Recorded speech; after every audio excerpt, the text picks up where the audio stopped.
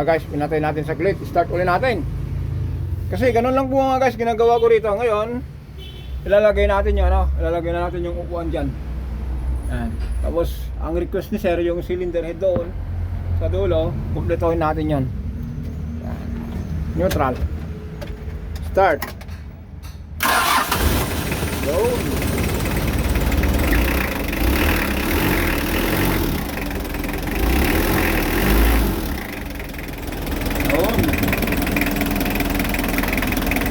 Mga guys, tandaan nyo po ang global po na makina, pag under ka lang po, itong stick po, mausok na po yan. Pero kung halimbawa po, standard na po yung temperature nya, mataas na po, tapos binuksan nyo po ito, na may konting usok, normal lang po yan. Pero sa ngayon po, dahil malamig pa, wala pang usok po yan.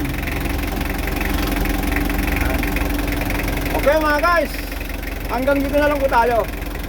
Nagpalit tayo ng fuel filter para po yung makina po wala nang dahilan na palyado o kaya sabihin natin para kondisyon na po siya kasi bagong general overhaul. Okay, bye bye.